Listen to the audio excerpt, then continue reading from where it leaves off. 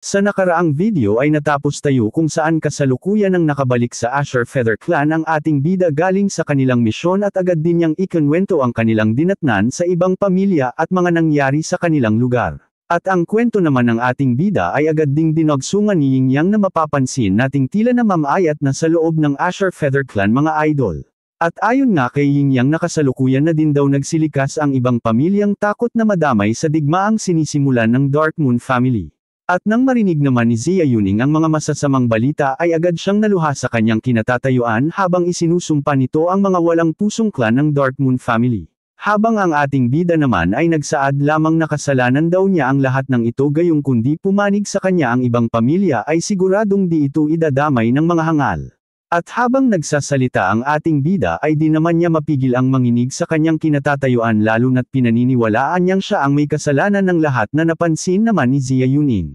Kaya naman agad din niyang kinumport ang ating bida sa pagsasabing wag daw nitong sisihin ang sarili at mas unahin na lamang nilang bigyang pansin ang patungkol sa titirahan ng mga nakaligtas. At sa puntong ang ito ay agad nang sumingit si Ye Xingyun sa usapan at nakangiti nitong ipinagmalaki na kasalukuyan na daw siyang nakaisip ng plano patungkol sa problemang ito. Na agad pang kinlaro ni Ye Xinghe nang marinig niya ang sinabi ng kanyang pinsan para siguraduhing totoo ang sinasabi nito sa kanila. Kaya naman nakangiting ipinaliwanag ni Ye Xingyun na kanyang ipinagmamalaki kung saan dahil daw sa nag-recruit sila ng napakadaming warrior ay agad silang nagsigawa ng pagpapalawak ng lupain para mapagtayuan ng kanilang matutuluyan. At ang lahat daw ng mga kabaayang ito ay malapit nang bigla naman siyang putulin sa pagsasalita ng ating bida at mariin niyang iginiit na ang bahay daw na tinutukoy ng kanyang pinsan ay nakalaan lamang sa mga warrior at saktong-saktong lamang ito sa bilang ng mga ito kaya papaano pa makikisingit ang mga sibilyang nakaligtas. At ang tanong namang ito ng ating bida ay didiriktahang tinugunan ng kanyang pinsan at ayon pa dito habang nakangiti na patapusin daw muna siya ng ating bida bago ito makisingit dahil nang makaalis daw ang ating bida sa Asher Feather Clan nung isang araw ay di na nito nalaman pa ang nangyari sa Zhao Clan at Lin Clan dito sa Blue Carp Town. Na ipinagtaka naman ng ating bida gayong bakit nga naman napasama sa usapan ang dalawang clan na yun ng walang kaano-ano. Kaya naman kinlaro niya kung ano daw ang nangyari dito at bakit ito nasambit ni Ye Xingyun. Kaya naman nagpatuloy sa pagsisilita si Ye Xingyun at marahan niyang isinaad na nang sumiklab daw ang gera na inumpisahan ng Dark Moon family ay agad ding nagpanik ang dalawang pamilyang ito gayong inisip nilang sila ang magsasuffer sa collateral damage. At lalo pa daw tumindi ang pangangamba ng dalawang pamilya nang malaman nilang tumanggap ng napakadaming refugees ang Asher Feather Clan na ibig sabihin lamang ay mag-uumpisa na talaga ang gera kaya naman agad na ang mga itong nagsilikas sa Blue Carp Town upang di na madamay pa kung sakali. At matapos niya itong mailahad ay may panghahamon niyang tinanong sa ating bida habang nakangiti sa kung ano daw kaya ang ibig niyang sabihin sa kanyang mga sinabi, senialis na sinusubukan ni Ye Xingyun ang talino ng ating bida. At ang tila panghahamon naman ng pinsan ni Ye Xinghe ay agad din itong pinatulan kung saan may pagkasarkastiko niyang sinambit na isa lamang daw ang ibig sabihin nito kung saan dahil sa paglisan ng dalawang clan ay magkakaroon sila ng madaming bakanteng tirahan na maaaring matuluyan ng mga nakaligtas. Ang sagot naman ng ating bida ay agad na ikinatuwa ni Ye Xingyun at ayon pa dito habang tuwang-tuwa na inaasahan na daw talaga niya sa munti niyang pinsan na mabilis lamang nitong mapapagtanto ang munti niyang palaisipan gayong likas na daw sa kanilang Ye family ang mabilis mag-isip. Maya-maya pa ay sinabi na nga ng ating bida na dahil daw sa si Ye Xingyun ang nakaisip nito ay baka daw papwedeng dito na rin niya ipasa ang pamamahala sa bagay na yun at magsama na lamang daw ito ng mga elder ng kanilang pamilya bilang makakatulong niya. Na agad din namang tinugunan ni Ye Xingyun at ayon dito na tumigil na daw ang ating bida gayong di din daw naman siya papayag na sa iba mapunta ang gawaing ito gayong siya nga ang nakaisip ng plano kaya naman umasa na lamang daw ang ating bida sa kanya na magagawa niya ito ng maayos. At matapos nga nito ay lumipat naman ang eksena sa ating bida kung saan mabilis niyang tinipon ang lahat ng mga cultivator para sa isang pagpupulong at sa puntong ang ito ay sinabi ni Ye Xinghe ang kanilang plano patungkol sa magiging tirahan ng lahat at kung papaano sila makikipag-showdown sa Dark Moon family. Nasambit nga din dito ng ating bida ang patungkol sa ginawang kademonyuhan ng Dark Moon family sa ibang pamilya na di daw nila basta-basta palalampasin at nang marinig naman ito ng karamihan ay agad na sumiklab ang galit sa kanilang mga puso dahil sa kasama ng Dark Moon family. At matapos ngang makapagsalita ng ating bida ay makikitang agad na nagsipagliyab sa halo-halong emosyon ang bawat isa sa iisang dahilan lamang at yun ay ang mapabagsak ng tuluyan ang clan ng Dark Moon family na walang ginawang maganda. At ayon dito na kahit pa daw alam na ng bawat isang cultivator na kamatayan lamang ang kanilang kahahantungan sa oras na lumaban sila sa Dark Moon family ay di pa rin sila nakakaramdam ng takot gayong kasama nilang lalaban ng ating bida. Kasama pa sina Zia Yuning, Ling Jiu at ang ibang mga expert sa kanilang panig lalo pa at meron silang White Fang na kakilakilabot ang presensya. Matapos nito ay makikita nga ang paglipat ng eksena kung saan dito nga ay walang tigil ang mga cultivator sa panig ng Asher Feather Clan sa pag-iinsayo mapaaraw man o gabi at di na din nila pinapansin pa ang gutom at pagod gayong mga picture lamang sila. Mas pinalapit pa ang focus kaya naman makikita nga dito ang napakadaming maskuladong cultivator na kasalukuyan paring nag-iinsayo sa kalagitnaan na ng gabi bilang paghahanda nila sa nalalapit na digmaan. Habang sa parihong sandali ay mapapansin naman sa di kalayuan ng isang anino ng isang misteryosong cultivator na animoy nagbabante sa lahat ng ginagawa ng Asher Feather Clan.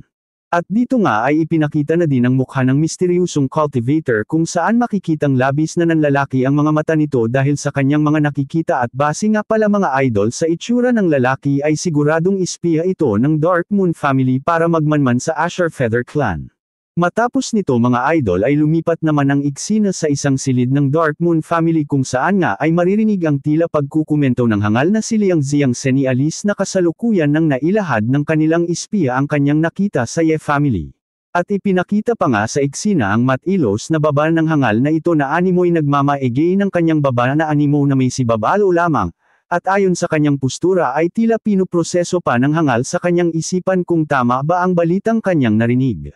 At di nga nagtagal, dahil na din siguro sa mahina nitong kukuti ay minabuti na lamang niyang siguraduhin sa kanyang espiya kung totoo daw ba ang ibinalita nito gayong di daw siya makapaniwalang may lakas ng loob ang mahinang clan ng Dark Moon family para maghanda sa paparating na gera. At ang kanya namang katanungan ay agad na binigyang linaw nang naatasan niyang magmanman kung saan sambit ng cultivator na ang lahat daw ng kanyang sinabi ay may katotohanan. Gayong kitang-kita daw ng dalawa niyang mata ang ginagawang paghahanda ng kabilang panig kung saan walang tigil ang ensayo ng mga cultivator sa Asher Feather Clan araw man o gabi na nagpapahiwatig lamang na handa silang lumaban hanggang kamatayan. At nang marinig naman ng hangal na si Liang Ziang ang sinabi ng kanyang espiya ay agad na naging seryoso ang kanyang mukha habang mababakas sa mga mata nito ang kumpiyansa sa di malamang dahilan. Maya-maya pa, merong isang tila moy badge ang ipinakita sa kamay ng hangal habang nagtatanong sa espiya kung alam daw ba nito ang kahalagahan ng bagay sa kanyang mga kamay, at sa tunaw ng kanyang pananalita ay tila dito nagmamula ang labis na kumpiyansa ng hangal. Habang sa parihong sandali, nang makita naman ng espiya ang badge sa kamay ng hangal nilang patriarch ay labis na nanlaki ang kanyang mga mata at naootol na di masambot ang bagay na ito senialis na may dibirong gamit ang badge sa kamay ng hangal. At makalipas lamang ng ilang sandali ay agad na nitong naituloy ang gusto niyang masabi kanina kung saan kung di daw siya nagkakamali ay ito ang badge ng private army ng kanilang pamilya kung saan ang sinumang may hawak nito ay may otoridad na magamit ang hukbo. Na agad din namang tinugunan ng hangal ng may pagkasarkastiko at ayon sa hangal na nagkakamali daw ang kanyang espiya kung iniisip nitong isa lamang itong token of authority. Gayong para sa kanyang mata daw ay isa itong kapangyarihan, di matayawarang kapangyarihan na siyang magdadala sa kanilang tagumpay na tuluyang mawasak at mabura sa kasaysayan ng clan ng Asher Feather family. At habang sinasabi ito ng hangal ay kasabay namang ipinakita ang tinutukoy nitong kapangyarihan kung saan nga mga idol ay binubuo ito ng di mabilang na mga sundalo na maaari nilang magamit sa paparating na labanan. Sambit pa ng hangal habang nangangarap ng gising na ang lahat daw ng mga sundalong nasa iba't ibang panig ng pamilya ay maaari niyang mapagsama-sama gamit lamang ang badge sa kanyang mga kamay gayong wala silang magagawa kundi ang sumunod sa kanyang ipagwotos. At habang nakahawak ng mahigpit sa kanyang token ay nasabi ng hangal na sa pamamagitan daw nito, pagdating sa sandatahang lakas ay masisiguro niyang walang magiging binatbat ang kakarampot na bilang ng mga cultivator sa panig ng Asher Feather Clan maging mga expert man ito sa kanilang level. Subalit may pagkaseryoso din niyang sinambit na ganun pa man daw ay di parent sila pa pwedeng makuntinto gayong di daw nila alam ang background ng bawat isang expert cultivator sa panig ng Asher Feather Clan. At matapos naman niyang masabi ang bagay na ito ay agad nang tinawag ng hangal si Liang Yan sa kanyang tabi. sabay utos na kailangan daw nitong magpunta sa Mingzang City upang dalahin ang kanyang sulat na personal na ginawa upang mahikayat ang kanilang father na makisali sa digmaan. Na agad namang disinang-ayunan ni Liang Yan gayong ayon dito na di daw nila pa pwedeng magambala ang kanilang ama gayong kasalukuyan daw itong nasa critical period of seclusion upang lalong magpataas ng kanyang level.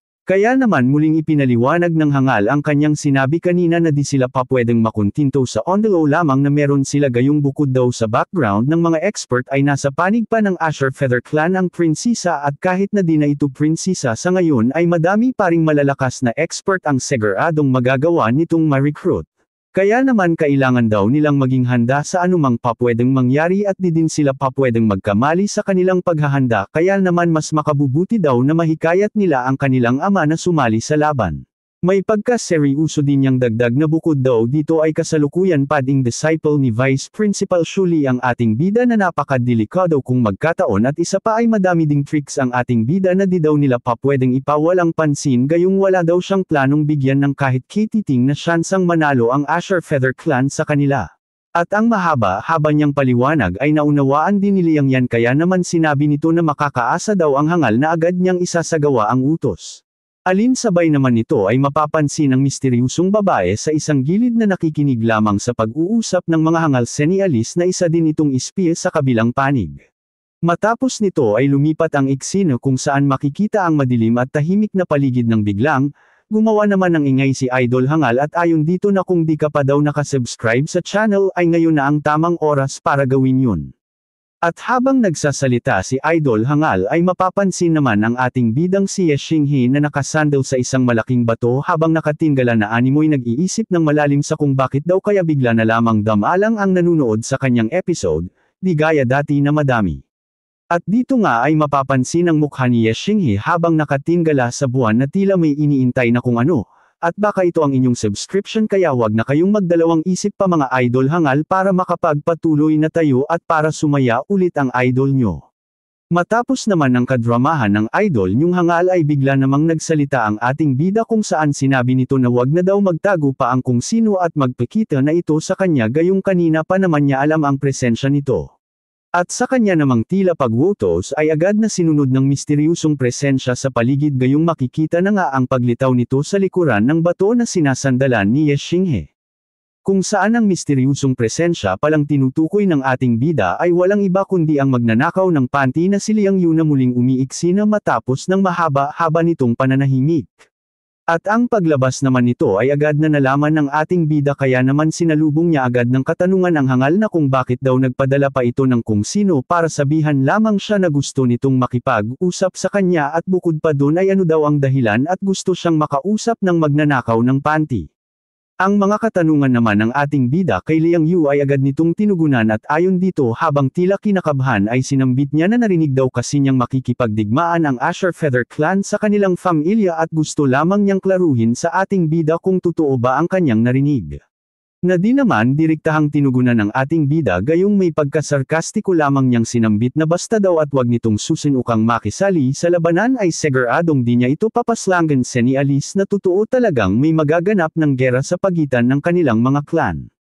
At ang sinabi namang ito ng ating bida ay lalong nagbigay ng pangamba sa magnanakaw ng panty na si Liang Yu na umabot pa sa puntong di siya makapagsalita habang tumutulo ang malamig na pawi sa kanyang mukha. Subalit habang kinakabahan sa harap ni Ye Xinghe ay may pagkaseryoso pa niyang nasabi sa kanyang isipan na kung di lamang daw seguradong siya ang magiging sunod na patriarch ng Dark Moon family ay hahayaan niya lamang ang clan ni Ye Xingheng makipagpatayan sa kanyang pamilya subalit ang problema lamang daw ay wala na siyang magiging kaagaw sa posisyong ito kaya naman siya ang madudusa kung magkataong matuloy ang gera. Kaya naman dahil nga sa posibilidad ng malaking kawalan sa kanya ay pilit niyang kinumbinsi ang ating bida na baka daw mapag-usapan pa nila ito ng maayos gayong sa oras daw na maging patriarch na siya ng kanilang Dark Moon family ay sisiguruhin niyang magiging maayos din ang ugnayan ng kanilang mga clan. Dagdag pa niya para lalong makumbinsi ang ating bida sa kanyang mungkahi na wag daw mag-isip ang ating bida na magiging safe ang kanyang clan sa oras na magawa na nilang mawasak ang Dark Moon family gayong ayon daw sa kanyang espiya na nagpadala daw si Liang Xiang ng kung sino sa Mingzang City para hikayatin ang kanilang Grand Elder na makisali sa madugong digmaan. At sa mabigat na tuno ay idinagdag ng magnanakaw ng panty na si Liang Yu ang kasalukuyang level ng kanilang Grand Elder kung saan ito daw ay isang 8th Heavenly Layer Realm Expert, para bahagyang sindakan ang ating bida. At sa kanya namang rebel asyong ito ay makikitang nagulat ang ating bida gayong isa nga itong malaking problema. Kaya naman napag-isip-isip ng ating bida na talagang napakalaking problema talaga sa kanyang panig kung makikisali ang isang expert na nasa ganang level subalit di daw niya sukat akalaing meron pa palang nakatagong alas ang hangal na si Liang Xiang na may posibilidad na makapagpabago ng resulta ng laban. Alinsabay naman ito habang nag-aalalang nag-iisip ang ating bida patungkol dito ay bigla namang nagsalita ang hangal at sa di malamang dahilan ay sinambit nito na wala daw dapat ipag-alala ang ating bida. At ang sinabi naman niyang ito ay kumuha ng atensyon ni Ye Xinghe dahilan para mapalingon ito sa hangal. May pagkasarkastiko namang nagpatuloy ang magnanakaw ng panty sa kanyang sinasabi at ayon dito na magpapadala daw siya ng expert para mabulilyaso ang plano ng kanyang hangal na ama kung saan ipag-uutos niyang iligaw ang messenger na ipapadala ng kanyang ama para di ito makadating sa kanilang Grand Elder. At sa sinabi namang ito ng magnanakaw ng panty ay bahagyang naintriga ang ating bida kaya naman tinanong nito kung ano daw ang ibig sabihin ni Liang Yu sa kanyang sinabi. Ang tanong namang ito ng ating bida ay tinugunan lamang ng hangal ng isang pag-ungol na parabang nanghahangal at animoy nagpapahiwatig na dapat ay alam na ng ating bida ang kanyang ibig na sabihin sa kanyang mga sinambit. Dahilan upang bahagyang mapatahimik ang ating bida dahil sa pinaggagagawang ito ng hangal na animo nga na may naghaamon pa ng isang laro sa palaisipan habang may pagkaseryoso naman siyang napatingin sa magnanakaw ng panteng si Liang Yu.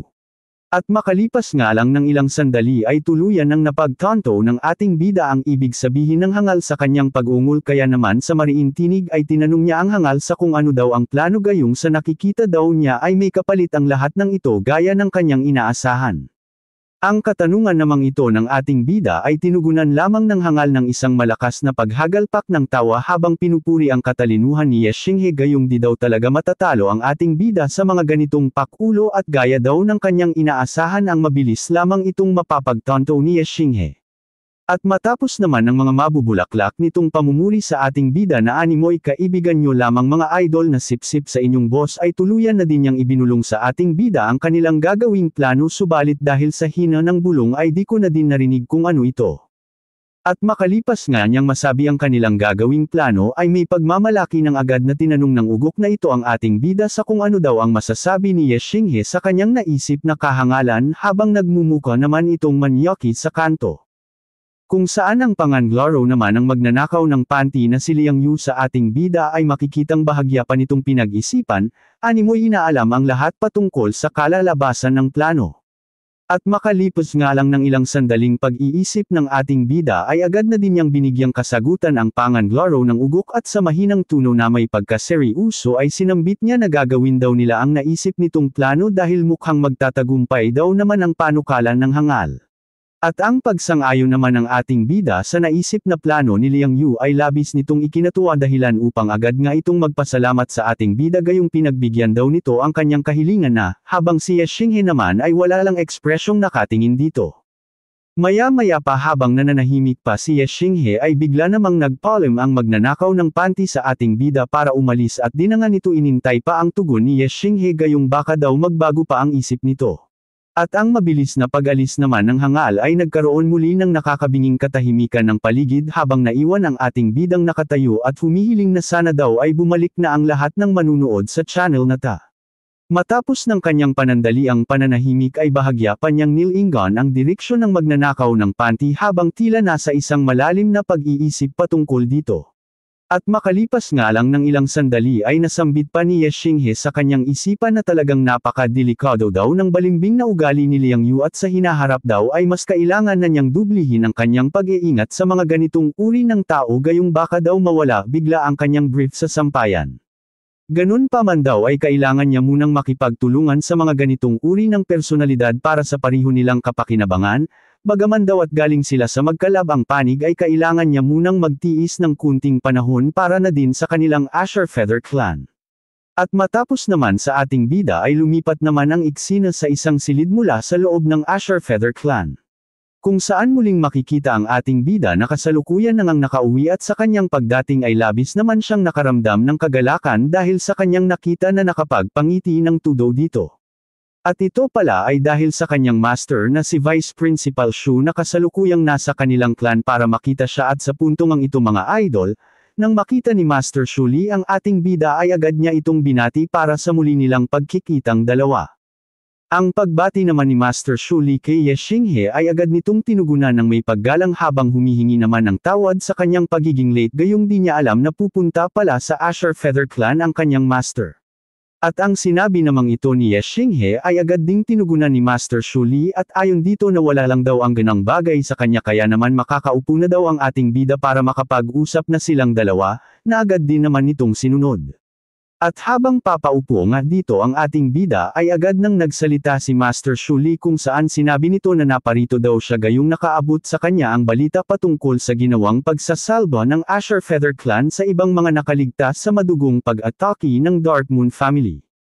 At ang ibig sabihin lamang daw nito na malinaw na tinatanggap ng Azure Feather Clan ang gerang sinisimulan ng Dark Moon family at yung daw ang gusto niyang mapag-usap ang dalawa. At ang sinabi namang ito ni Master Shu Li ay bahagyang ikinagulat ni Ye Xinghe sa di malamang dahilan. Abangan sa susunod nating video ang mga kaganapan kung saan malalaman natin mga idol hangal kung hanggang saan aabot ang pag-uusap ng dalawa patungkol sa papalapit na digmaan.